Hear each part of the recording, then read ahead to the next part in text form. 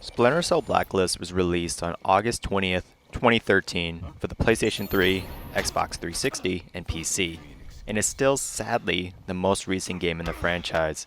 It's been 7 years since this game was released, and we still have no official confirmation that there will even be a new Splinter Cell that isn't a VR title. Although I'm not opposed to a VR game, myself, and I'm sure many of you would agree, that we'd like to see a proper installment in this franchise. It's truly sad to be a Splinter Cell fan, or stealth video game fan for that matter, but how well does Splinter Cell's most recent game hold up in 2021? Let's talk about that.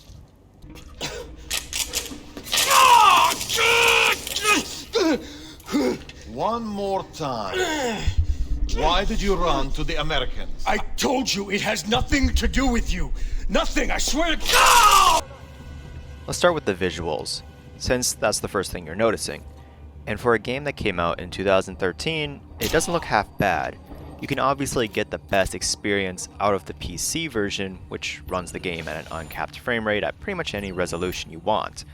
The graphics on ultra settings don't look incredible by today's standards, but this game does have a really good presentation. The lighting and details of the environments still look great. I found myself being occasionally mesmerized by just how good some of the locations look. Characters are also very well modeled and animated. I especially like how detailed the animations are for when the characters are having conversations. It looks really natural, and there's a lot of expressions as well. Overall, this game looks pretty good, just not as good as most newer games. The story takes place in what seems to be a year or so after Conviction.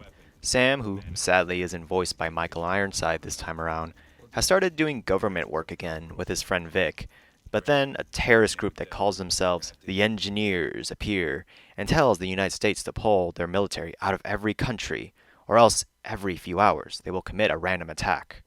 Sam has to put on the skin-tight suit, goggles yet again, and lead his newly formed team called 4th Echelon because, third one got taken over by a bad guy with slicked back hair and Sam had to kill him. Anyways, Anna Grimm's daughter also makes a return, and we have new supporting characters like the geeky millennial Charlie. Yikes. Shitty week. Am I right? This guy. Ugh. What? Who the fuck is this guy? And Briggs, the new Splinter Cell. My pleasure. The issue I have with Sam, other than the fact that he doesn't sound the same, is how he's written.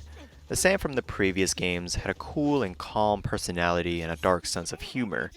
This version of Sam gets frustrated easily, is very demanding, stubborn, and is overall kind of a jerk. There's one instance where he gets captured by the main bad guy, what's-his-face, and is saved by Briggs. Sam scolds Briggs for saving his ass and even decides right then and there that he will no longer help him on the field because he let the bad guy get away. Not me, not you, nothing. Get off of me! You dumb Briggs. That was your last mission. Not only is this cliche military tough guy bullshit, Who said that? Who the fuck said that? I say this because Sam used to disobey orders to save people in the previous games. In Chaos Theory, he disobeyed Lambert's orders to mark a crashed plane for an airstrike while the pilots were lying unconscious next to it. He decides to carry them away to safety before marking the plane, all while Lambert scolds him over his earpiece. Or that one time in Double Agent when Sam chose to blow his cover by shooting a terrorist instead of Lambert because he was his friend. Whoever wrote the dialogue for Blacklist clearly didn't understand Sam's character, and it's obvious to any Splinter Cell nerd like myself. This game doesn't have the most original plot, and it's filled with over-the-top Tom Clancy stuff that you expect, but the Splinter Cell franchise isn't really known for having the most gripping stories anyways. Gameplay-wise, Blacklist doesn't disappoint, but I guess that depends on who you ask. I personally liked the fast-paced gameplay of Conviction, but I also really like the slower, more strategic gameplay of the last 4 games. Blacklist has this interesting blend of both gameplay styles. The core of the game has the action stealth of Conviction, but with the gadgets and decision making of the classic games. Like in Chaos Theory, you can once again decide whether you want to knock out or kill your enemies, switching between the two as you please. The element of choice is very important to this game, as you're graded after every mission on what gameplay approach you chose to use. You have Ghost, which is where you went in without being spotted and leaving all the enemies. This is essentially a pacifist approach. Next you have Panther. This is where you're being stealthy, but you kill or knock out people as you go. And finally, you have Assault, which is where you don't give a shit about the fact that you're playing a stealth game and decide to get in shootouts with every enemy you encounter. However, you can tell that you're supposed to just go with the Panther approach because it makes the game a lot easier to just shoot everyone in the head with a suppressed pistol. Plus, the animations for when you kill people with the karambit knife are just so cool. Now, I know what you're thinking. Since I'm a fan of Chaos Theory, then I'm going to do the basic Splinter Cell Blacklist reviewer thing and complain about how Sam can jump around like he weighs 90 pounds, which is not how heavy he felt in previous installments. But I'm not going to do that because I personally don't have a problem with it. Sure, it's not consistent with the fact that Sam is a man in his 50s and that his movements were a lot heavier in the previous games, but I find that it helps keep the pace of the game quick and it helps you feel like a badass climbing around buildings and hanging from pipes. It's a bit jarring, but this is a video game and I'd rather have it be fun than realistic.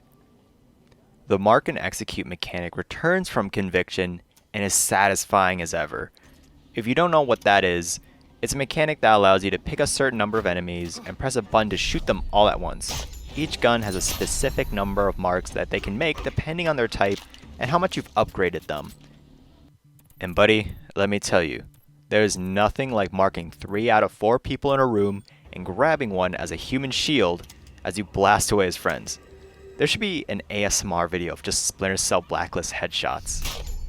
Speaking of upgrades, this game has them by the dozen. Not literally, of course, but there's a lot of upgrading and customizing you can do. The enemies in this game have pretty basic AI. They just walk around in a predetermined path and will open fire on you if their detection meter fills. Pretty basic stuff. But they can be relentless if they spot you. They all just magically know where you are if one person sees you.